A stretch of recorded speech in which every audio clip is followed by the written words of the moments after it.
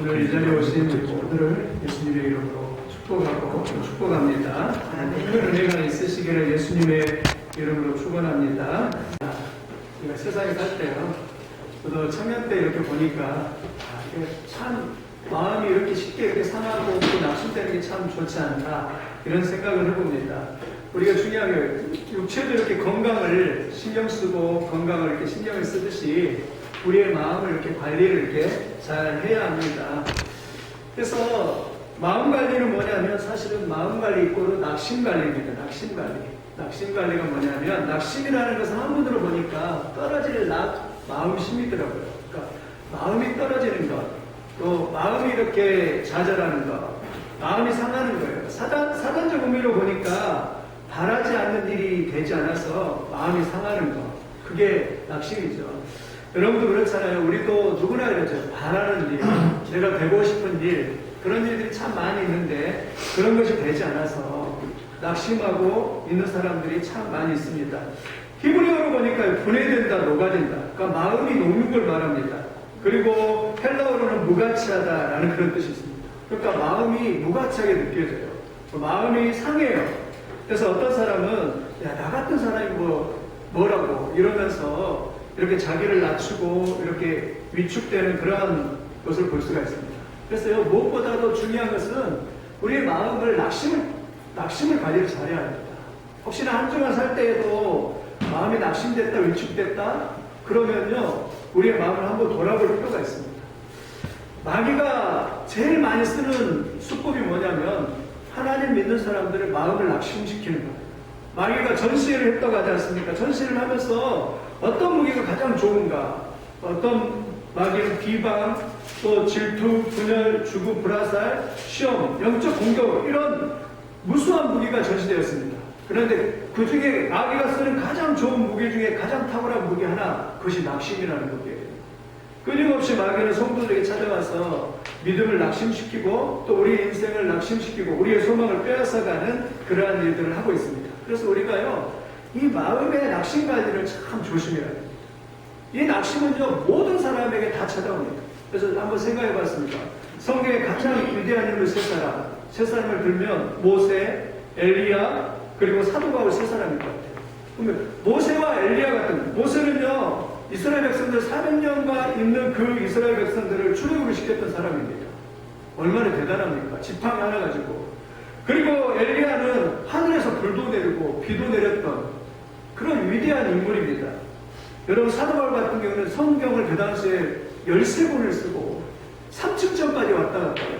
자기 몸에서 자기 영혼이 빠져나가지고 3층전까지 왔다 갔다 하고, 그리고 또 성교 여행을 3번이나 왔다 갔다 하고, 그런 위대한 그런 사람입니다. 그런데 그런 사람들도 성경에 보니까 낙심이 있다는 것이죠.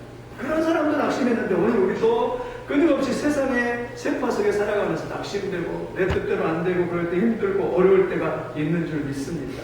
근데 그런 낙심의 원인들도 좀 알아볼 필요가 있는 것 같아요. 하나는요, 심리적으로 낙심. 왜냐하면 낮은 자존감. 내가 기질적으로 어떤 사람들은 되게 낮아요. 저도 예전에 그랬던 것 같아요. 왜 나는 이럴까? 왜 나는 이렇게 부족할까? 그런 것 같은데, 그런 마음이 있을 때 또 우전적인 성격. 자꾸 다른 사람이 뭔가 자기에게 해주기를 바래요. 내가 그걸 독립이 되어가지고 그것을 하는 게 아니라 의존적인 성격이 있을 때 낙심하게 됩니다. 저는요, 요즘에 감사한 것이, 감사해야 될지 모르겠지만 우리 어머니가 수술을 했는데요, 우리 어머니가 74세인데 굉장히 씩씩합니다. 어디 가서 밥을 같이 먹자고 해도 밥을 안 드셔요. 좀 자식 입장에서 이렇게 가서 같이 식사도 하고 이렇게 도와주고 싶잖아요. 그런데 자식들의 도움을 받지 않아요. 제가 부족하니까 물론 감사가 나오더라고요. 그냥 병원에 수술할 때도 본인이 이렇게 다 하시고 이런 거 보면서 좀 부끄럽긴 하는데, 좀 그런데 감사한 것은 항상 이렇게 씩씩하셔요. 씩씩하고, 제가 일주일도 한 여러 번 전화를 걸지만 직접 찾아가서 못 해주는 게 그게 아쉽기는 하는데, 전화를 걸지만 항상 이렇게 씩씩하시더라고요. 그래서 야, 이게 참 감사하구나.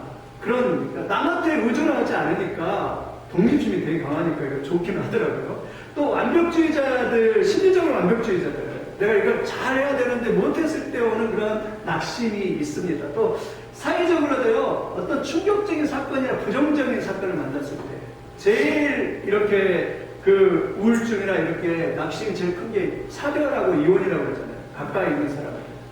여러분 가까이 있는 사람들은 항상 감사하시기 바랍니다. 항상 싸우더라도 감사하시기 바랍니다. 항상 감사해야 돼요. 어제도 우리 혜진이가 제 할머니 집에 가서 할머니의 사랑이 그리워서 할머니 집에 가니까 집이 얼마나 조용한지 이렇게 없으니까 이렇게 사람이 이렇게 외롭구나 이런 생각을 했는데 집에서 그런 생각을 했는데 여러분 참 항상 감사하시길 바랍니다. 충격적인 사건을 만났을 때 이번에도 의사 되시는 분이 손가락이 그냥 환자의 가족이 와가지고 손가락을 그냥 의사의 손가락을 잘라버렸잖아요. 그러니까 얼마나 트라우마가 생겨가지고 사람을 이렇게 볼 수가 없는 거예요. 사람을. 그러니까 충격적인 사건을 만났을 때 우리 이번에도 여기 오늘 또 그랬는데 여기 오다 보니까 이춘재 이 사건 때문에 여기가 경찰들이 이렇게 쭉 있더라고요.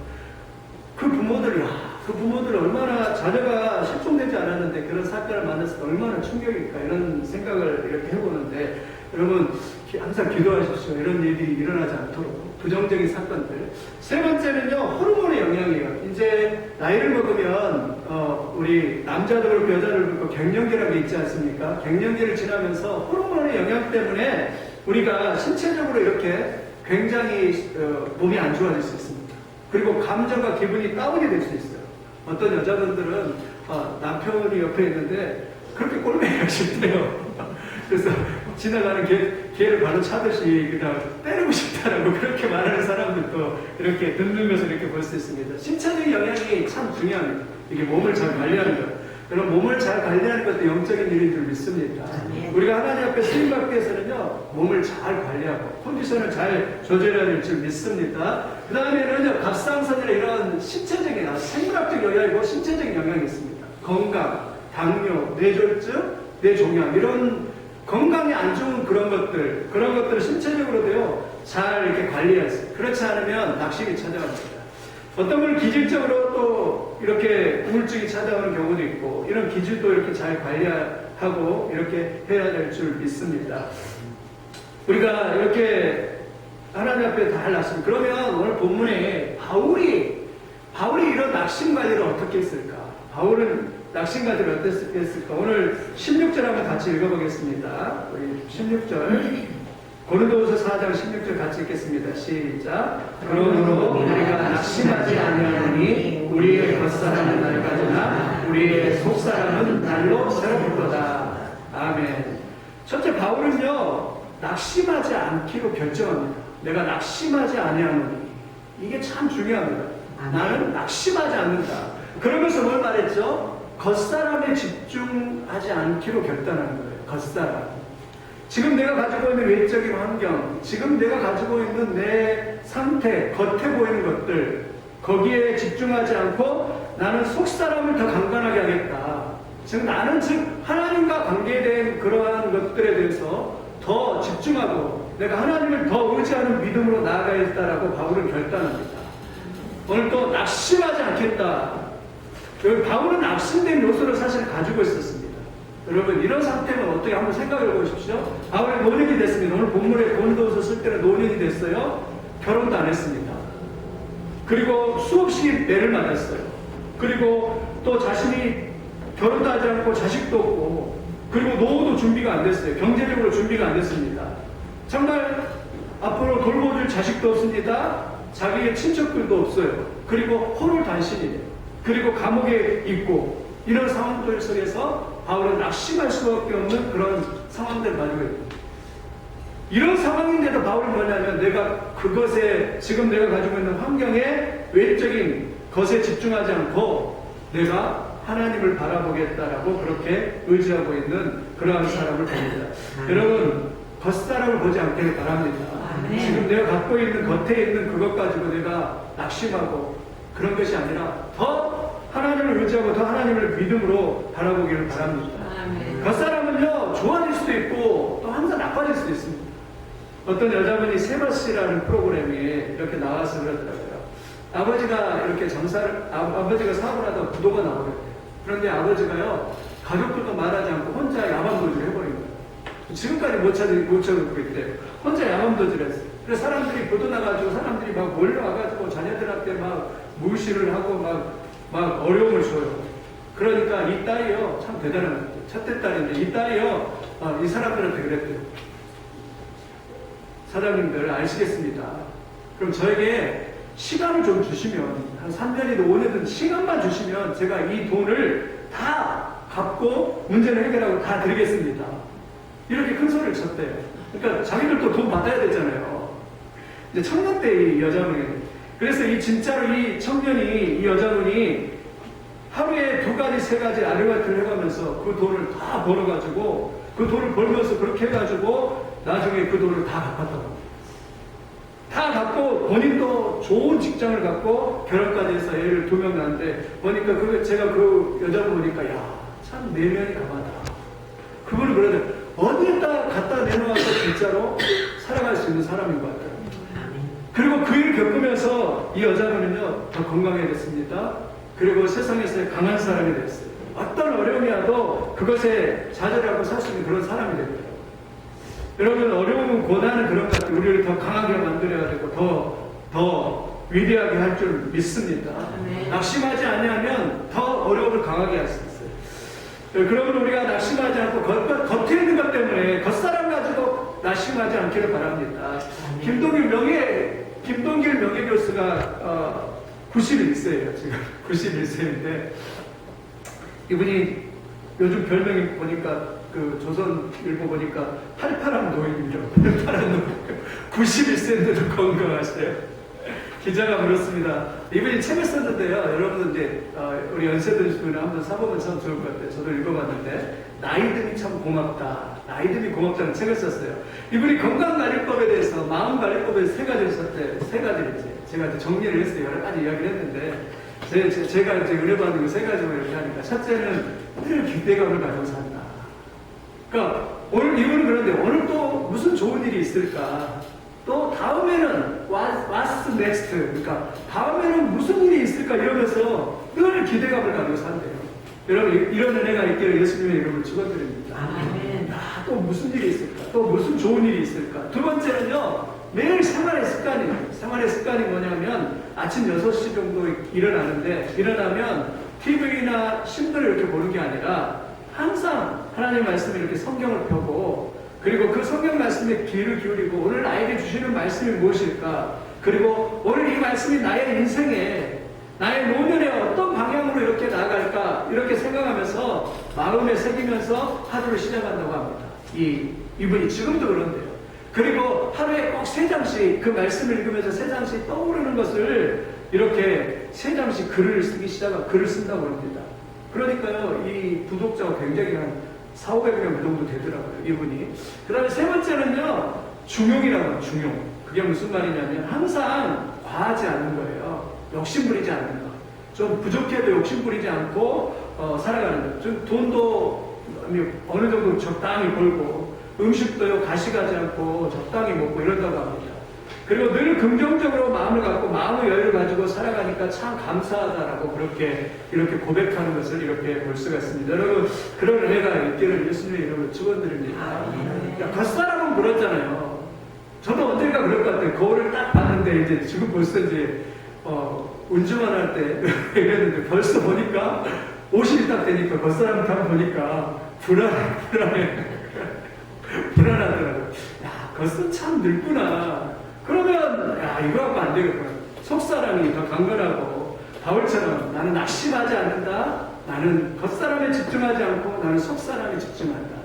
이런 은혜가 있기를 예수님의 이름으로 축원드립니다.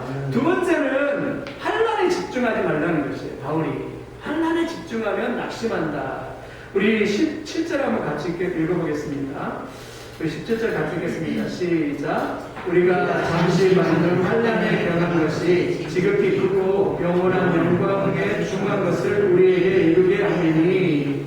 이제 환난은 잠시이고 환난은 일시적인 것이기 때문에 환난에 집중하지 말라. 그리고 영원한 것에 집중해라라고 그렇게 말합니다. 여러분 이렇게 되기를 바랍니다. 우리 모든 사람들은 살아가면서 환난을 다 겪게 되어 있습니다. 경제적인 환난, 인간관계에 대한 환난, 또 가정 형편에 대한 환난, 또 요셉을 보십시오. 요셉은 형들에게 팔았잖아요. 예기치도 않는 환난이 오기도 합니다. 바울이요 환난을 겪었는데 바울이 어느 정도 환난을 겪었는지 고린도후서 11장 23절 27절 한번 찾아보겠습니다. 이거는 고린도후서 11장입니다. 바울이 겪는 고난인데요, 엄청난 그런 고난을 겪었던 사람입니다. 우리 한번 같이 한번 찾아보겠습니다. 같이 읽겠습니다. 시작. 고린도후서 11장 23절입니다. 11장 23절입니다. 같이 읽겠습니다. 시작. 그들이 그리스도의 일꾼이냐 정신없는 말을 하거니와 나는 더욱 그러하도다. 내가 수고를 넘치도록 하고 옥에 갇히기도 더 많이 하고 매도 수없이 많고 여러 번 죽을 뻔하였으니 유대인들에게 40에 하나 당한 매를 5번이나 맞으며 3번 태장으로 맞고 1번 돌로 맞고 3번 파선하고 일주일을 깊은 바다에 지냈으며 여러 번 여행하면서 강의 위험과 강도의 위험과 동족의 위험과 이방의 위험과 시내의 위험과 광야의 위험과 바다의 위험과 겉 형제 중의 위험을 당하고 또 수고하며 애쓰며 여러 번 자지 못하고 줄이며 목마르고 여러 번 굶고 춥고 헐벗었노라. 아멘. 여기 바울 보십시오. 얼마나 어려운지 넘치도록 힘의 수고를 넘치도록 많이 하고 옥에도 많이 갖추고 매도 수없이 맞았는데 40에 하나 감한 매, 그러니까 유대인들은 그렇게 생각했습니다. 40대를 맞으면 죽으니까 한 대를 빼서 39대를 때리는 건데요, 그거를 5번에 맞아요. 그 매를 39대의 매를 5번이나 맞고 3번은 태장으로 맞았대요. 한 번은 돌에 맞아서 죽을 뻔하고 일주일 동안 바다에 파선하고 수많은 강의 위험, 여러 가지 위험들을 바울은 이렇게 당했어요. 만약에 바울이 그 환난에 자기에 당한 환난 가운데 그걸 집중했으면 넘어졌을 것 같아요. 근데요, 바울이요, 그 환난을 당할 때 바울이 하는 게 있어요. 1장 한번, 고린도후서 1장 8절 한번 찾아보겠습니다. 8절 9절입니다. 고린도후서 8장 9절. 그가 무엇에 집중했는지 같이 읽겠습니다. 고린도후서 1장 8절 9절입니다. 같이 읽겠습니다. 시작.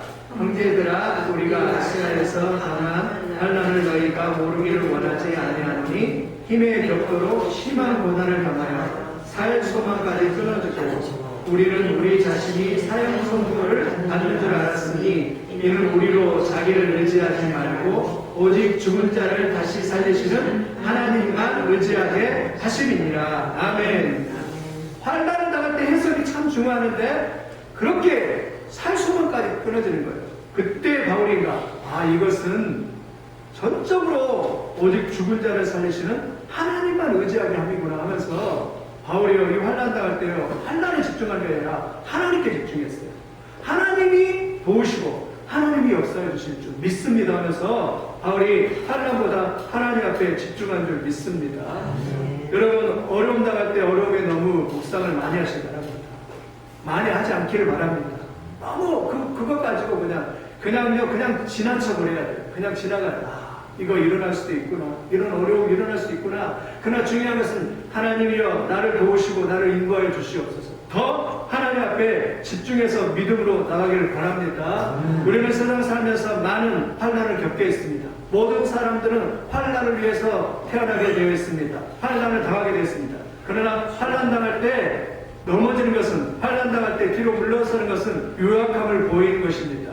환난 당할 때 더 믿음으로 나가고 환난 당할 때 하나님을 나라를 위해서 더 목표를 가지고 더 나가시길 예수님의 이름으로 축원드립니다.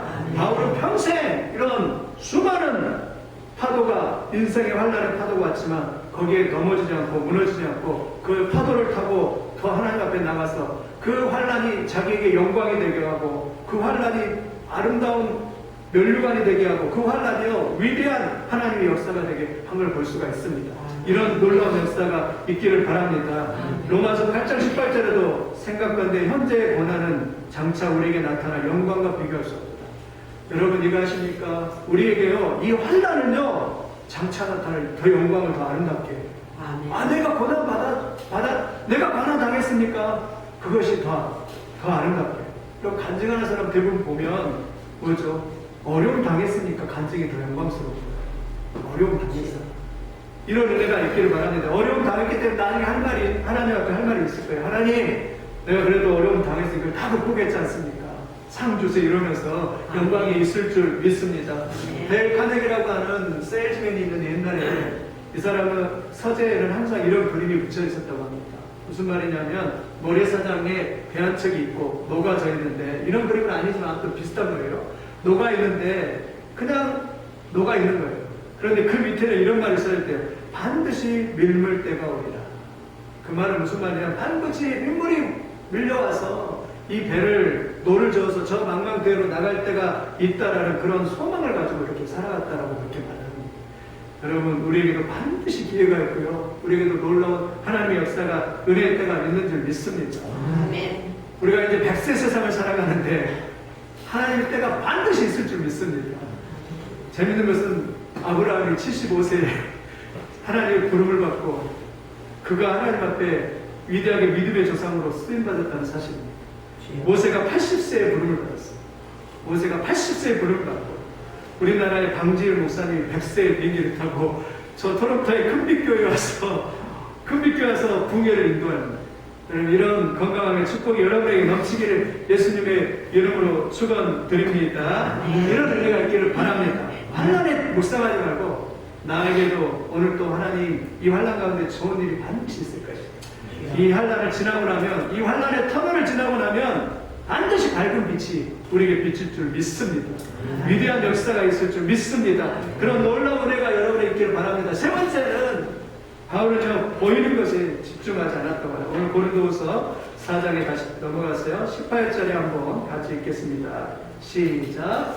우리가 주목하는 것은 보이는 것이 아니요 보이지 않는 것이니, 보이는 것은 잠깐이요 보이지 않는 것은 영원하리라. 아멘. 바울의 영성이 대단하세요. 지금 내 현실 보이는 것이 아니라 보이지 않는 것에 나는 집중한다. 보이지 않는 하나님, 보이지 않는 상급, 보이지 않는 놀라운 하나님의 역사, 그것에 집중한다는 것이죠. 여러분, 우리의 믿음은요, 보이는 것에 집중하는 것이 아닙니다. 우리의 믿음은 보이지 않는 걸 볼 수 있는 것이에요. 보이지 않는 하나님을 볼 수 있는 것이에요. 보이지 않는 하나님을 의지하는 것입니다. 믿음은요, 보이지 않는 것을 더 바라볼 수 있는 것입니다. 여러분, 누가복음을 보면 여러분, 예수님이 태어날 때 얼마나 초라합니까? 예수님이 태어날 때 마구간에 태어나요. 마구간에서 예수님이 태어나요. 그게 보이는 현실입니다. 마구간에 초라하게 아직 16도 안 되는 그 요셉과 마리아에게서 예수님이 태어나요. 마구간에서 초라한 그 모습으로 태어나요. 그런데 여러분, 놀라운 것은 저 천상에는 무슨 일이 있었냐면, 하나님의 천사들이 찬송하며 가로되 영광이로다. 하늘의 영광, 땅에서도 평화하면서요, 수많은 많은 천사들이 목자들의 그 모습을 비치는 거예요. 이게 중요합니다. 믿음의 사람들은 당장에 그런 어떤 보이는 현실만 보는 게 아니에요. 마구간만 보는 게 아니에요. 지금 나의 그런 모습만 보는 게 아니에요. 초라한 그 모습을 보는 게 아니에요. 천국과 천사가 그곳에서 찬양하는 그런 모습을 보는 거예요. 여러분, 우리가 보이는 것만 보면 내 자신만 보면 낙심하게 돼요. 내 자신만 보는 게 아니라요, 보이지 않는 저 하나님의 영광과 하나님의 놀라운 은혜를 보시기를 예수님의 이름으로 축원드립니다. 여러분, 이분이 총신대 2절에서 배웠어요. 참 저는 총신대 막 신학교들이 다 그래요. 영적인 싸움이 많아서 그런 것 같아요. 싸움파이잖아요, 신학교들. 근데 총신대 2절에서 배웠는데 이분이 총장의 서열에 올랐을 때 깜짝 놀랐어요. 왜냐하면 이분이 실명했거든요. 눈이 안 보이거든요. 아니, 눈이 안 보이는 사람을 저는 잘 모르지만 눈이 안 보이신 분을 총장감이라고 해갖고 총장 서열에 올려놨어요. 그래서 소출할 때 이제 속으로 이분이 될까? 어렵겠다라고 생각을 하겠어요. 근데요, 이분이 총장이었습니다. 물론 이분이 총신학교 출신이긴 한데 더군다나 신학과도 아니에요. 신학과도 아니고 사회학과인데 복지학과를 전공했는데 이분이 총장이 됐어요. 제가 이분을 그래서 보니까 총신대 3학년 때 미라를 창단했더라. 미라를 선교단 알죠? 미라 선교단을 창단했고요. 총신대 다닐 때 했고, 그 다음에 이분이 이제 사회복지학에서 이제 교수 하다가 이제 이분이 됐는데요. 이분이 그러더라고요. 고난에 대해서 그렇게 말하더라고요. 고난은 이메일처럼 먼저 발송이 된대. 고난은 우리에게 이메일처럼 먼저 발송이 된다. 그러나 그 고난에 대한 사용 설명서는 10년 후에 하나님이 보내더라고요. 10년 후에. 하나님 왜 나를 이런 고난을 시키셨습니까? 그 사용 설명서를 10년이 됐어야 그것을 하나님께 발송했대요. 아, 지나고 나니까 이것 때문이었구나. 지금 당장은 알 수 없는데 지나고 나니까 이것 때문이었구나. 이러면서 이렇게 10년 후에 발송을 했다라고 그렇게 하는 걸 볼 수가 있습니다. 우리가요, 당장에 보이는 것 가지고 우리를 평가하지 않고, 당장에 보이는 것 가지고 낙심하지 않기를 바랍니다.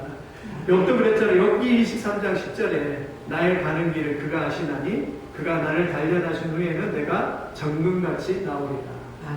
우리 그래요. 나의 가는 길은 나는 모를 수 있지만 주님은 아시고요. 그리고 우리를 가장 아름답게, 가장 멋지게 하나님께서 하셔서 우리를 정금같이 아름답게 만들어 가실 줄 믿습니다. 푸시킨이 그런 말을 했습니다. 우리 한번 같이, 이제 가을이 되니까 한번 같이 읽어보겠습니다. 시작. 삶이 그대를 속일지라도 슬퍼하거나 노여하지 말라. 서러운 날을 참고 견디며 즐거운 날이 오고야 말이니 왜 슬퍼하는가? 마음은 미래에 살고 현재는 언제나 슬픈 것. 모든 것은 순식간에 지나가고 지나간 것은 훗날 소중하게 여겨지리라. 아멘.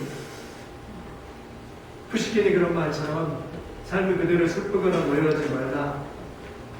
서러운 날은 참고 견디면 즐거운 날이 오고야 말이라. 참 멋있는 것 같아요. 오늘 또 그런 의미가 있기를 바랍니다. 지금 내 모습 가지고 나를 평가하고 이게 다가 아니라 하나님이 반드시 예비한, 반드시 준비한 더 좋은 것이 있다는 믿음이 있기를 바랍니다. 우리에게 아직 좋은 것은 사실 오지 않았어요. 하나님이 여러분에게 더 좋은 것을 주실 줄 믿습니다. 건강도 주실 줄 믿고요. 또 지혜도 주실 줄 믿고요. 또 마음의 평안을 주실 줄 믿고요. 믿음으로 나아가기를 예수님의 이름으로 축원드립니다.